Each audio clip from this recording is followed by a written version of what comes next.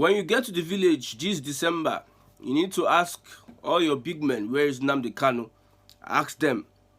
They should not come and be forming Odogu in the village.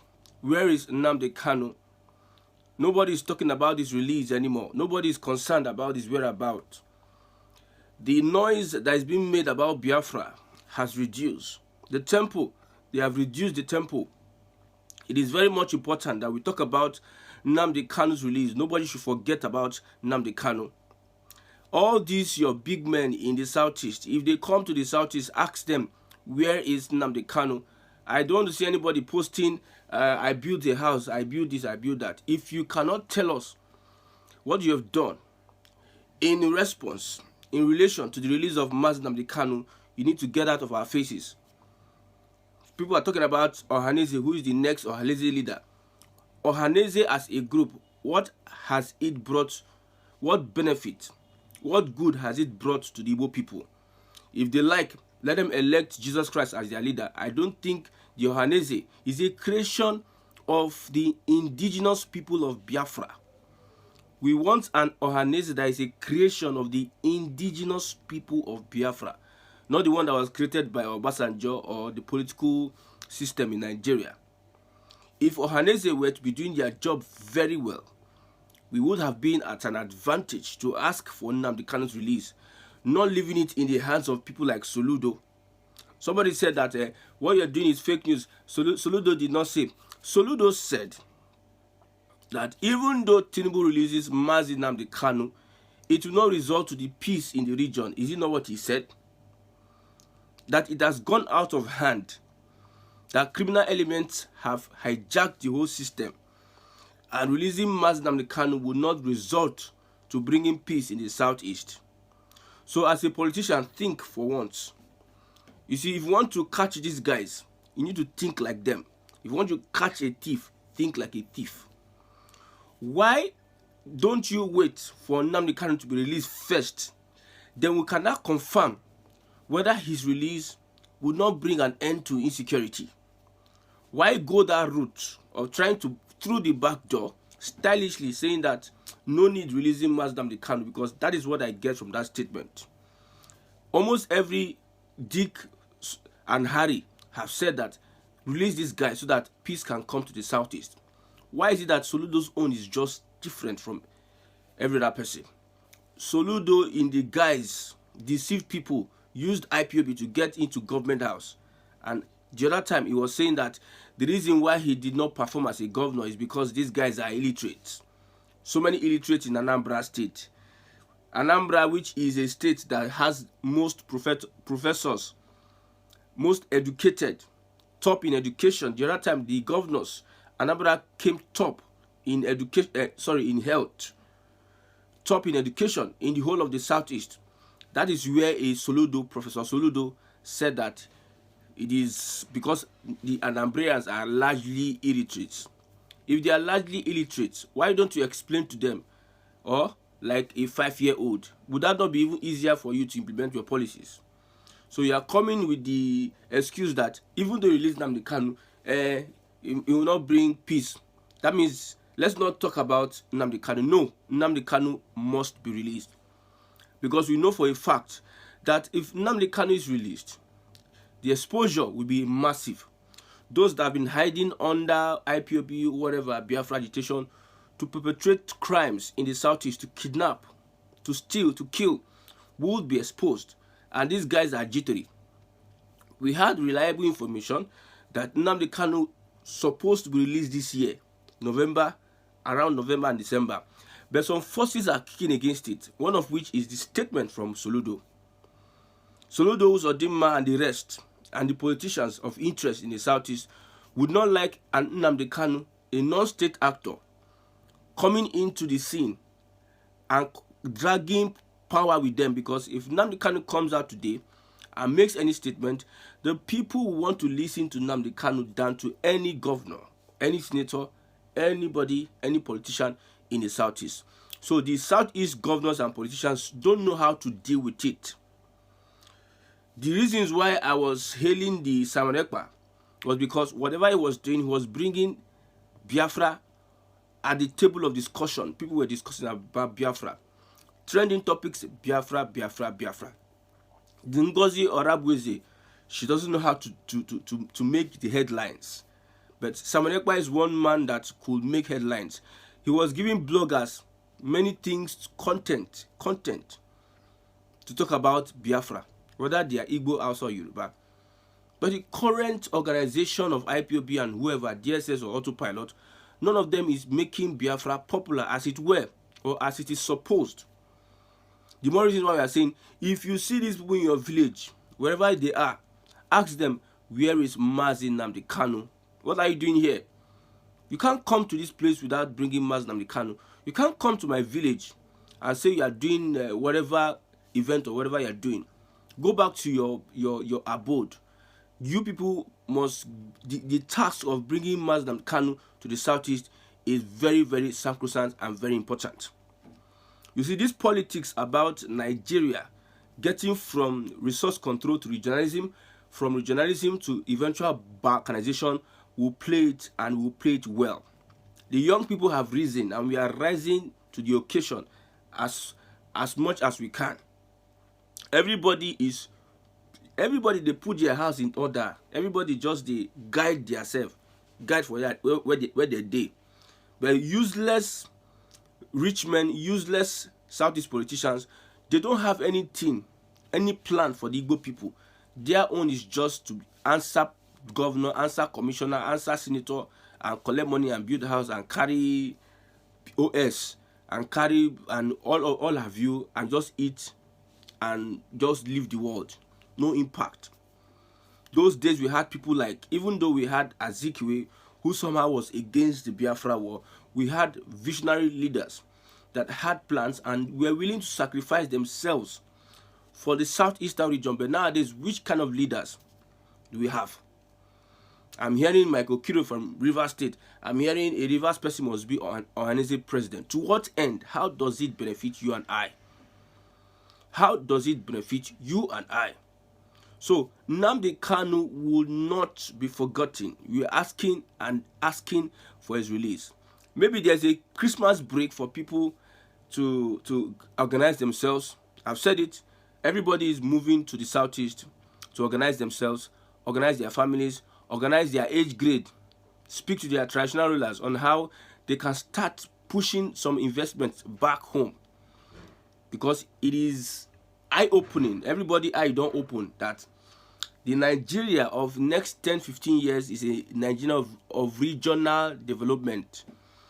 With the guise of democracy, people are just developing their region. Look at Lagos. Look at what is happening in Lagos. Lagos is the epicenter. Although if you are calling southwest states, give us the 6 southwest states minus Kwara. Lagos, Lagos, Lagos, Lagos, Lagos, Lagos. I don't see people going to Ogun State. Everybody is just going to Lagos in the southwest because of this regional positioning. So what is supposed to be the plan of the southeast region?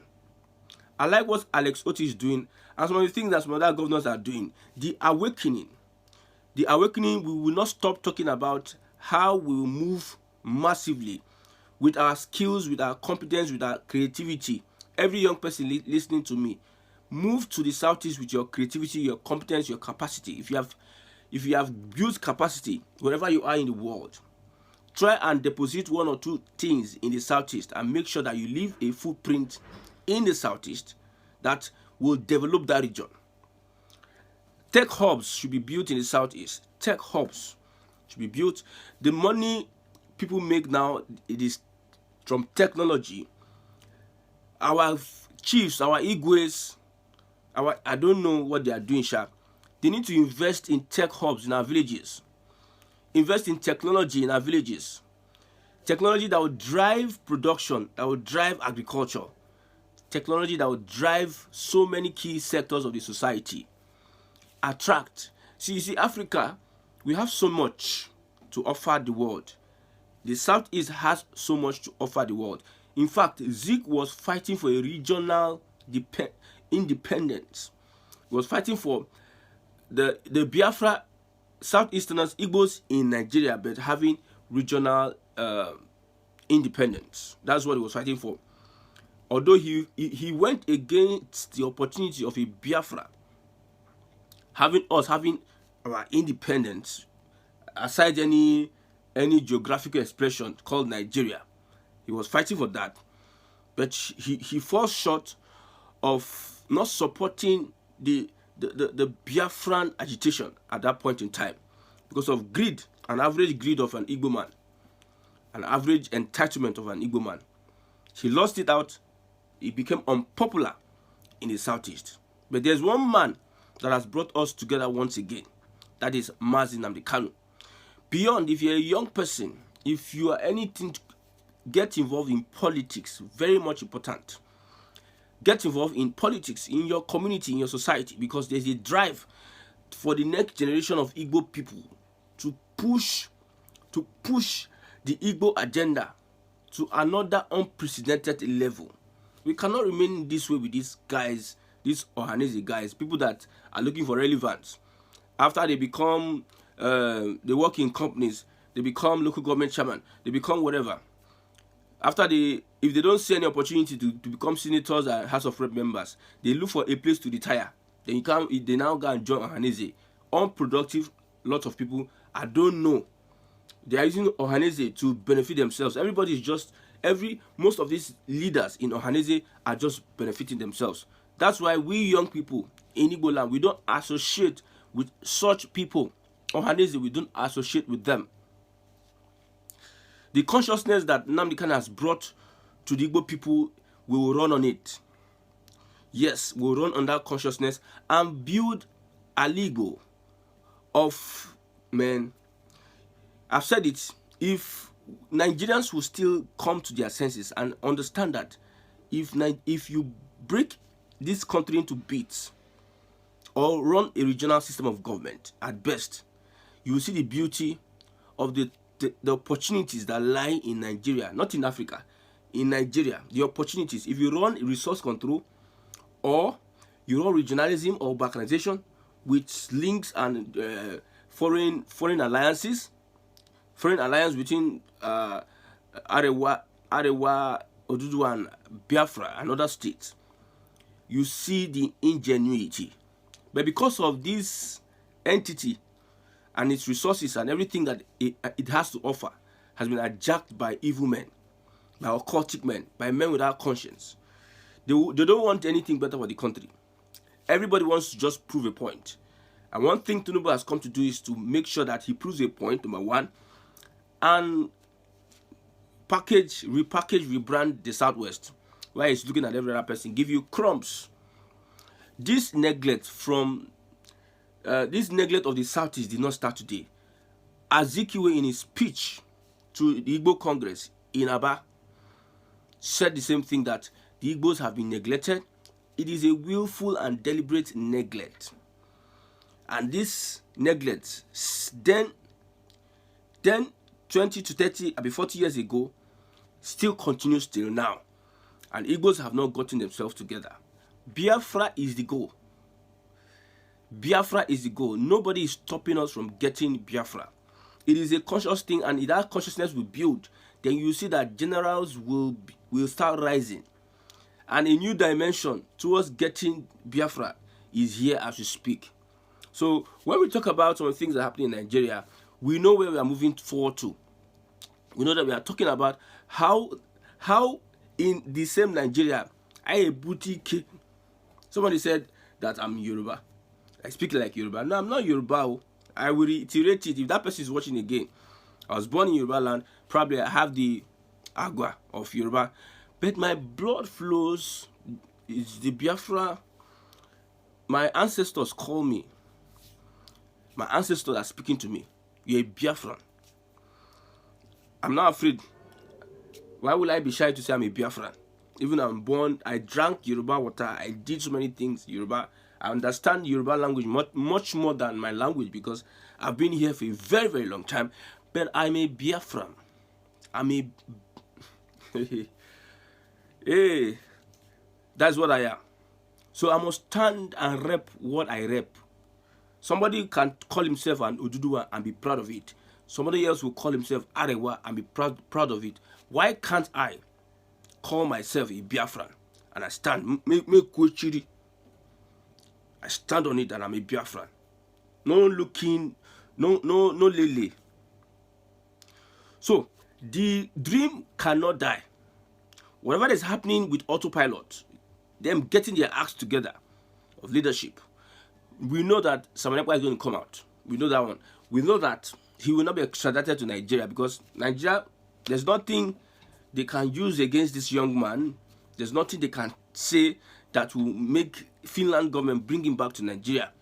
Because Nigeria on the global stage has shown that it does not respect human rights.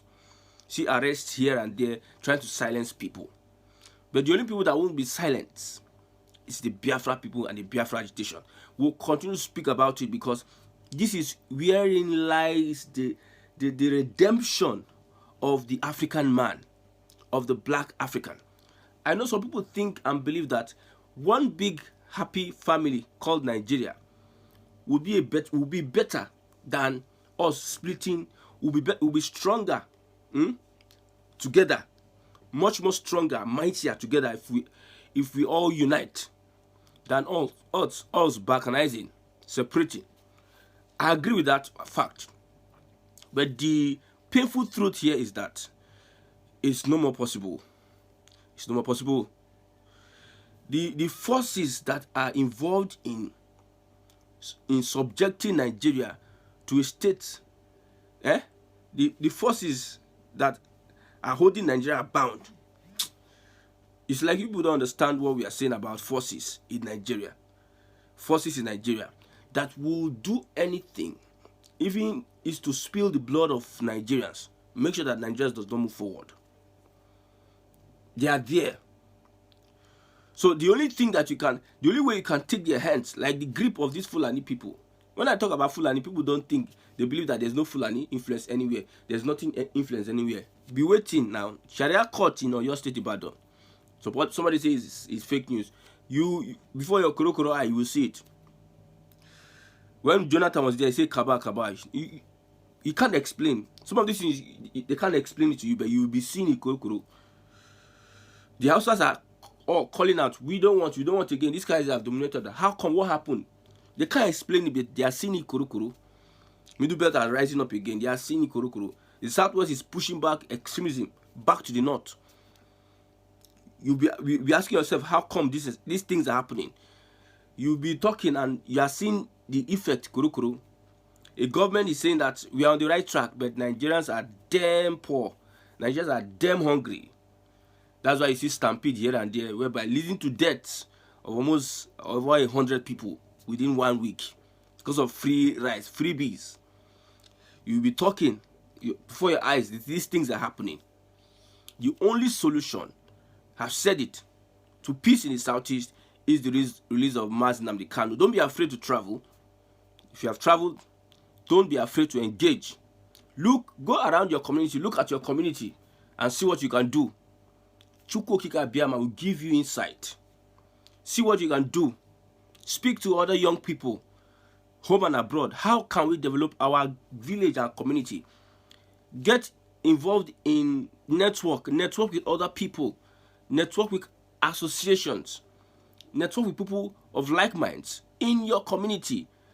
Most of them might not be in that community, but try and engage and connect with people all over. Connect with them and see what you can do in Aligbo. That is the next thing. Think ahead. There's a country where we are moving towards to. Let's build that country in our consciousness, in our mindset. The country that we want. Not these ones that people are looking for money and killing in the name of an agitation. You are using an agitation for your benefit. You're not much more concerned about getting that agitation up and standing. You're much concerned about how much you're going to get. No, we're looking at a society, a Biafran society of intellectuals, a Biafran society that supersedes with inventions, a Biafran society. I will not be explaining it here now, but I know what I'm saying about Igbo young people, everybody, let your hands be on deck. For those are old men, the only thing you can do is to support the youth of your community.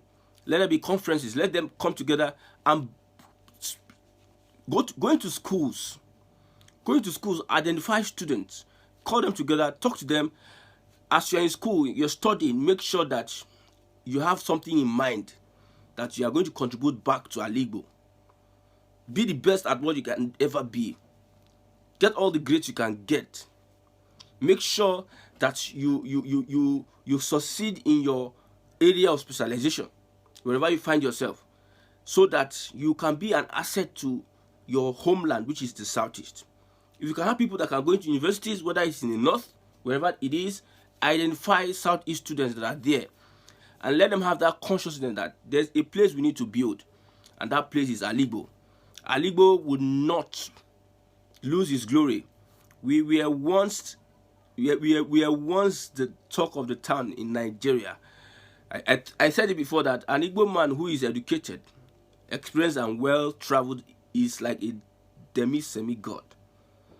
And we have them all over the world. Most of the Igbos that went to school are not in Nigeria. Most of them are outside of the country. These people are looking for how they can connect.